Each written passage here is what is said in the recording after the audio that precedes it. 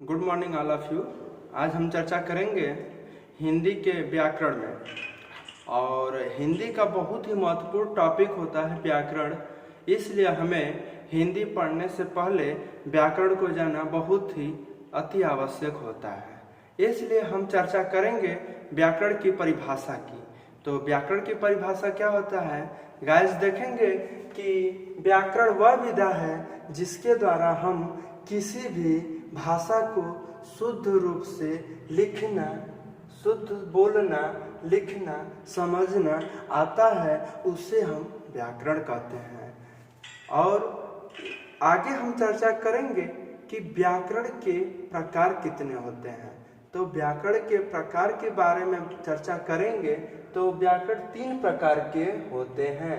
पहला होता है आपका वर्ण या अक्षर, पहला होता है आपका वर्ण या अक्षर, दूसरा होता है शब्द और तीसरा होता है वाक्य। सो गाइस, हम देखेंगे कि हमारा वर्ण या अक्षर क्या होता है। तो वर्ण या अक्षर उसे कहते हैं किसी भी भाषा की सूक्ष्मतम इकाई होती है। किसी भी भाषा की सूक्ष्मतम इकाई को हम वर्ण या अक्षर कहते हैं। जिसके हम टुकड़े नहीं कर सकते वही हमारा वर्ण या अक्षर कहलाता है। जैसे आप देखेंगे कि हिंदी वर्णमाला में बहुत से वर्ण होते हैं, जैसे क है। क में आप बात करेंगे तो क जो है एक वर्ण है, क,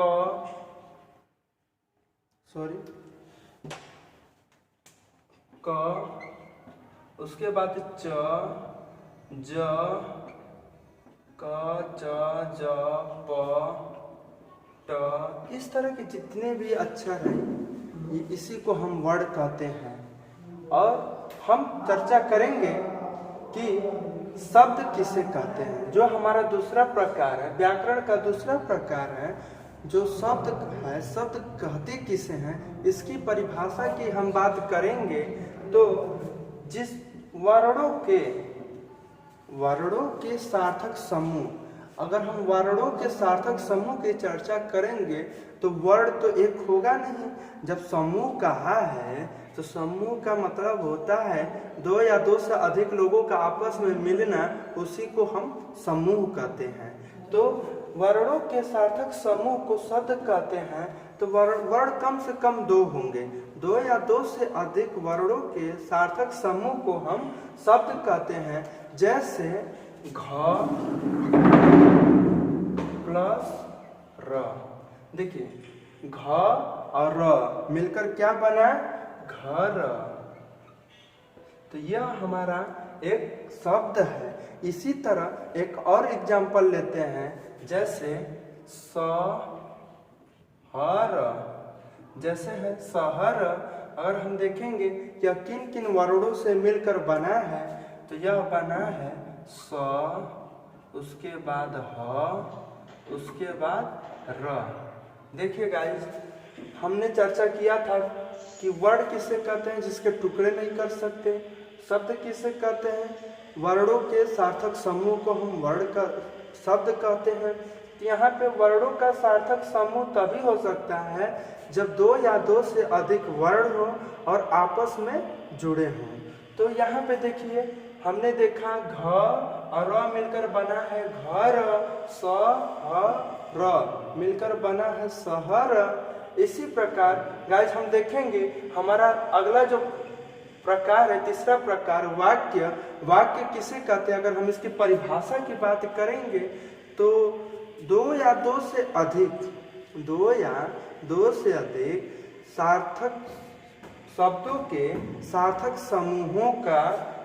समूहों को वाक्य कहते हैं। या 2 या 2 से अधिक शब्दों के 2 या 2 से अधिक शब्दों के योग को हम वाक्य कहते हैं।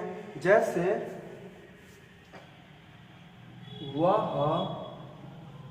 गया, यह एक वाक्य है जो 2 शब्द मिलकर बने हैं, वह गया। इसी प्रकार राम स्कूल, राम स्कूल जाता है। अगला हमारा एग्जाम्पल है राम स्कूल जाता है। तो हमने देखा कि व्याकरण किसे कहते हैं, व्याकरण के कितने प्रकार होते हैं। तो आप लोगों ने देखा कि व्याकरण हिंदी पढ़ने के लिए कितना महत्वपूर्ण है। एक बार हम फिर चर्चा करेंगे कि व्याकरण की परिभाषा क्या होती है। व्याकरण वह विधा है जिसके द्वारा हम किसी भी भाषा को शुद्ध लिखना, पढ़ना, समझना आ जाता है, उसे हम व्याकरण कहते हैं। व्याकरण की प्रकार की बात करेंगे तो व्याकरण गाइस 3 प्रकार की होती है। पहला आता है वर्ण या अक्षर। वर्ण या अक्षर किसे कहते हैं? किसी भी भाषा की सबसे सूक्ष्मतम इकाई को हम वर्ण या अक्षर कहते हैं, जिसके हम कोई भी टुकड़े नहीं कर सकते हैं, उसे हम अक्षर कहते हैं। जैसे क, ट, त, च, प इत्यादि जितने भी वर्णमाला में अक्षर हैं, सभी को हम वर्ण या अक्षर कहते हैं। आगे हम चर्चा करेंगे जो व्याकरण का सेकेंड टाइप होता है, दूसरा प्रकार होता है शब्द होता है। शब्द किसे कहते हैं? दो या दो से अधिक वर्णों का सार्थक समूह, 2 या 2 से अधिक वर्णों का सार्थक समूह को हम वर्ण या अक्षर कहते हैं। 2 या 2 से अधिक वर्णों या अक्षर के सार्थक समूह को हम शब्द कहते हैं। जैसे स, ह, र। यहाँ पे देखा कि स, ह, र मिलकर बना है सहर, फिर मिला है घ, र मिलकर बना है घर। और हम चर्चा करेंगे कि व्याकरण का प्रकार तीसरा, जो तीसरा प्रकार है वाक्य कहलाता है। वाक्य किसे कहते हैं? किसी भी भाषा की में जब हम भाषा की बात करेंगे तो वाक्य का क्या होता है? वाक्य में 2 या 2 से अधिक शब्दों का सार्थक समूह वाक्य कहलाता है।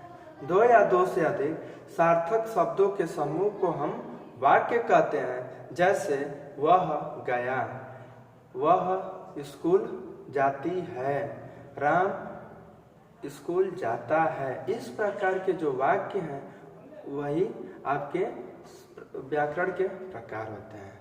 सो गाइस, यह वीडियो कैसा लगा कमेंट करके बताइए, और जो भी दिक्कत हो उसे भी बताइए, ताकि आपको कोई भी कंफ्यूजन ना हो।